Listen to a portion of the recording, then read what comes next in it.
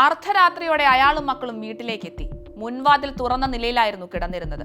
വീടിന്റെ മുന്നിലെത്തി ഭാര്യയെ ഉറക്ക വിളിച്ചിട്ടും യാതൊരു പ്രതികരണവും ഉണ്ടായിരുന്നില്ല. മുറികളിലെല്ലാം ഇരുൾ പടർന്നിരുന്നു.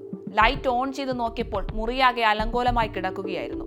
തൊട്ടടുത്തായി വളർത്തുനായ കുത്തേറ്റ് മരിച്ചു കിടക്കുന്നു. വീട്ടിൽ ആരോ അതിക്രമിച്ച് കയറിയെന്ന് അയാൾക്ക് മനസ്സിലായി. പരിഭ്രാന്തനായ അയാൾ ഭാര്യയെ അന്വേഷിച്ച് കിടപ്പുമുറിയിലേക്ക് ഓടിയെത്തി. അവിടെ കണ്ടത് ഞെട്ടിപ്പിക്കുന്ന ഒരു കാഴ്ചയായിരുന്നു. മുറിക്കുള്ളിലായി തന്റെ ഭാര്യ കുത്തേറ്റ് രക്തം വാർന്നു കിടക്കുന്നു. സ്വന്തം അമ്മ കൺമുന്നിൽ ചോരയിൽ കുളിച്ചു കിടക്കുന്ന കാഴ്ച കണ്ട ആ രണ്ട് മക്കളും അലറി വിളിച്ചു. 2014 ആഗ്ര പോലീസിനെ വട്ടം ചുറ്റിച്ച കേസാണിത്. പണത്തിനു വേണ്ടി ചോറ് കൊടുത്ത കൈക്ക് തന്നെ കൊത്തി അശുതോഷ് എന്ന കൊലപാതകി. പക്ഷേ തെളിവുകളൊന്നും ബാക്കി വെക്കാതെ സ്വതന്ത്ര വിഹാരം നടത്തിയ പ്രതിയെ പൂട്ടിയത് സംസാരശേഷിയുള്ള വീട്ടിലെ തത്തയായിരുന്നു. ഇതാണ് ഒരു തത്ത തെളിയിച്ച നീലം ശർമ്മയുടെ കൊലപാതക കേസ്. ഉത്തർപ്രദേശിലെ ആഗ്രയിലാണ് വിഷം ശർമ്മയും കുടുംബവും താമസിക്കുന്നത്. ഭാര്യ നീലം ശർമ്മ, ഇരുവർക്കും 2 മക്കൾ. മകൾ നിവേദിത, മകൻ അഞ്ജേഷ്. വിഷം ശർമ്മ ഒരു ന്യൂസ് എഡിറ്റർ ആയിരുന്നു. പ്രദേശത്തെ ഒരു പ്രാദേശിക ദിനപത്രത്തിലായിരുന്നു അയാൾ ജോലി ചെയ്തു വന്നിരുന്നത്. അയാളുടെ വരുമാനത്തിലായിരുന്നു കുടുംബം മുന്നോട്ട് പോയത്.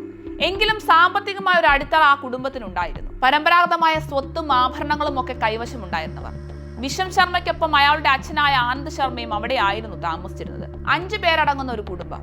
നാട്ടിൽ അത്യാവശ്യം സൽപ്പേരുള്ള ഒരു കുടുംബം. വീട്ടിലെത്തുന്നവരോടൊക്കെ മാന്യമായ രീതിയിലായിരുന്നു നീലം ശർമ്മ പെരുമാറിയത്, പ്രത്യേകിച്ച് ബന്ധുക്കളെ.